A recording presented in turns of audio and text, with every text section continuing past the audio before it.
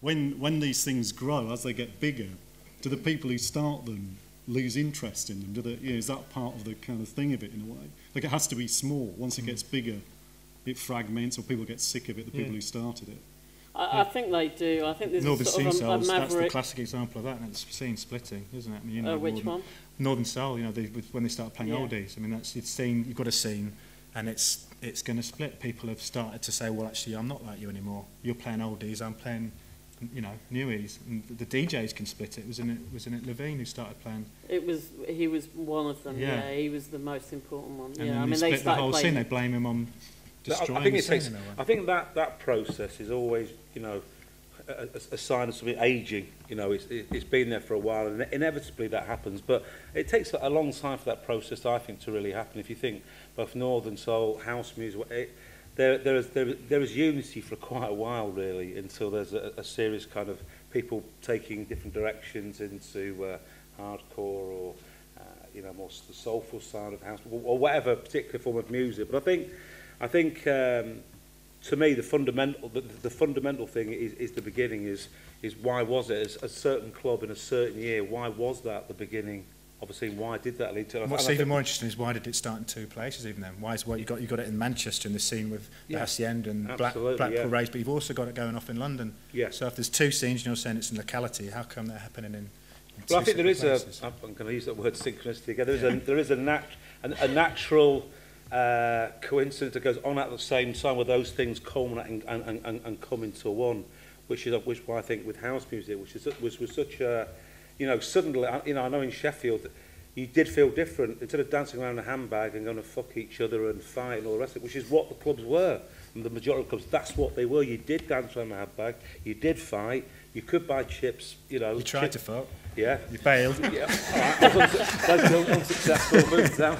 And then this club was about bass lines, no lights, no one was speaking, head down, and that was a revolution. And eventually, at some point, the people that run that scene, who start that scene, will get tired. But I think that ends up being quite a way down the line. When the other things come along and surpass it and maybe better it. But I think that process is the fundamental thing, and I think, and I have to say, I don't know why it is in the UK, but I think Britain.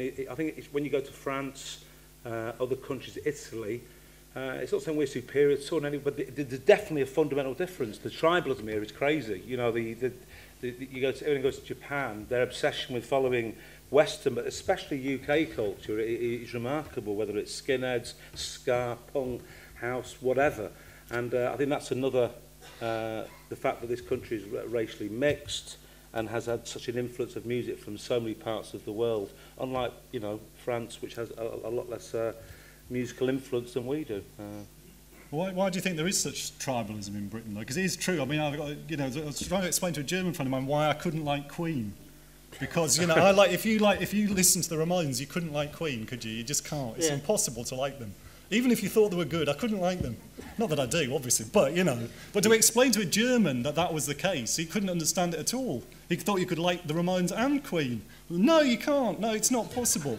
You can't do that, no. That's the Germans for you. But why is that in this... why is that in this... Well, that's the same across Europe, isn't it, as well? People would listen to...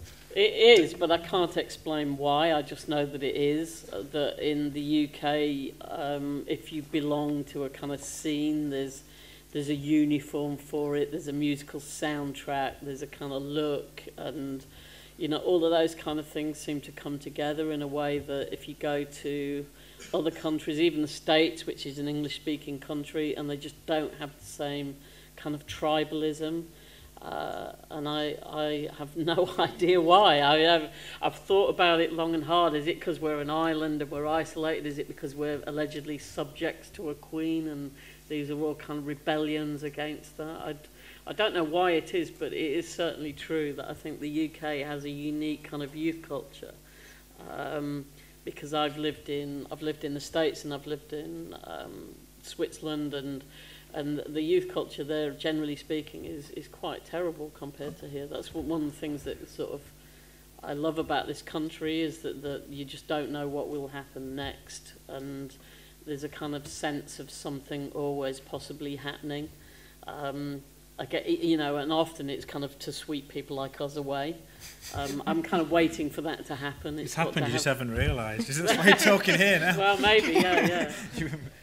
But, you know, there hasn't been a huge cataclysmic movement since acid had. There have been lots of kind of minor tremors like dubstep and drum and bass, but for me, that's part of the same. You know, It's that's when I get pulled up by kids, because it's like, for me, that's the same scene. It's part of the same you listen to continuum. electronic music. Yeah, no, I know. Quite often in, you know, euphoric state. It is, absolutely. For hours and ends, you know, with other young people, and it has very similar probably politics and philosophy. You know, you probably find it quite liberal. You probably find it's people trying to find a place where, you know, maybe race is not such an issue as it was in early acid house. That was a big part of it. There was one nation under a groove. You know, it was you know, there were ideals that ran through these things. I don't think they've really particularly changed. The music, but it's strange that you say that there are ideals that ran through it. I mean, I think that as well. But really, when you think about it, it's just kind of going to a club,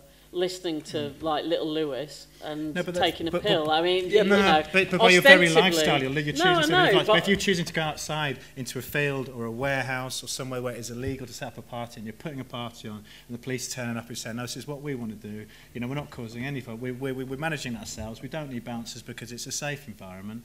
And you are in your actions, you know, creating a statement.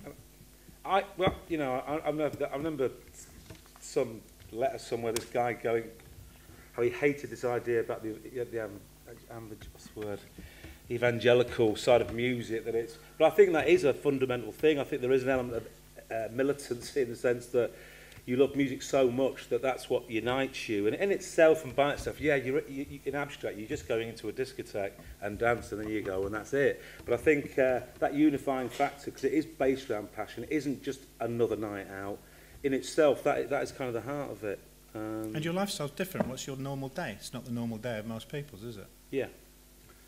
I don't know. Well, I can tell you it's probably not. Yeah, okay, accepted. But you say you're talking about sort of waiting for the next big thing. But that was like, a friend of mine said that when he was born during the war, he said that when he first heard Buddy Holly, it was like he'd waited for that moment, or he'd been sort of waiting for that. And I feel that, you know, when you heard the first Ramones album, Blitzkrieg Bop, the first track on it, when you heard that was like you'd waited. That was what you were waiting for. Yeah. And you were saying that about going into the club in Sheffield, you know, and it's dark and all of that. That's the same thing. And was that something where the scene's almost people are waiting for it to happen? That it sort of happens because people are willing it almost. I mean, it's sort of impossible. I think like, you know, the Elvis present, but you see those pictures of people, you know, sort of dressed in novelty hats at Butlins listening to a dance band in the 50s, and it's almost like they're looking. Yeah. They're willing Elvis to happen to change the world for them. Yeah. You know? And you've got that's a good point as well. So how does, you said it starts in localities. It's like, how does that cut across? And in those days, when they're seeing Elvis, they're seeing it on a black and white telly. Yeah. And obviously a major point now is, how's that scene going to go massive, like you were saying? How does it get bigger? Well, you know,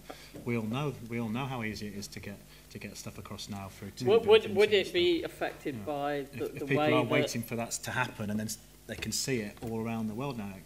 You can. But is that a bad thing? I mean, I'm not saying it's a bad thing. We're just talking about how scenes get a chance to develop now because of social media and the way that everyone knows everything 10 minutes after it happens. It lasts shorter lifespan. Maybe, you know. But I mean, could a scene explode in the same way that it did with rock and roll or punk or acid house? How many ideas are there? That's the thing that I get from me in music. So I mean, I'm constantly trying to come up with new ideas. And it's kind of, well, how many ideas are there left now? I mean, you know, you think there's, you know, quite often musical changes and these new types of music are created by technological flukes. You know, maybe the electric guitar, maybe DJ Pierre and the early house guys in Chicago misusing a TB-303, which is a synthesizer that wasn't supposed to do that in the first place. They're quite often, we're just talking specifically about the music, aren't we? Yeah. And they're quite often, you know, so we've got some technological change. It means 16-year-olds can now make music in their bedrooms really easily and cheaply, which is, again, it's going to create a scene of kids that want to make music in their bedrooms in a certain way. They can communicate on the internet. They can probably throw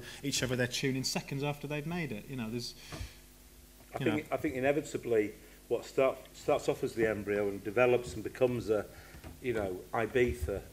I remember in Manchester in the early 90s, the guys who did Manumission, they turn up into Manchester. They'd only been there about 2 months. So I've got the two gay guys, it was just two brothers, turned up, and we were kind of saying, not, you know, give them a week.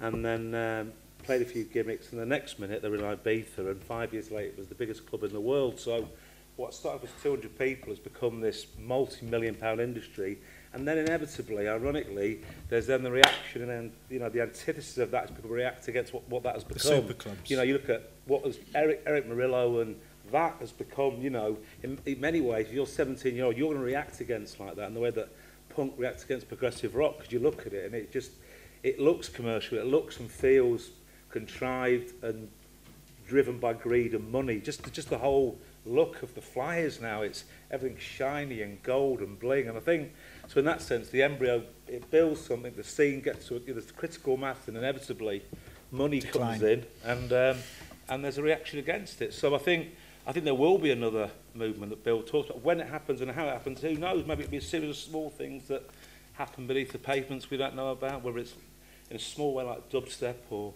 whatever small form of music, whether it will unite and be so kind of unifying as punk was or house music was or rock and roll is, I haven't got a clue. Generally, I haven't got a clue whether that will happen again. But one thing is for sure, there will be reactions and revolutions, and there will be a shock of the new. There will be something. I think you'll find it'll be a piece of technology, be like some cyber goggles you can have a great time on, and they'll all do that. That'll be the same. Cyber pants. Cyber maybe. pants, yeah. Yeah, cyber pants with extra sensors. It's the way forward.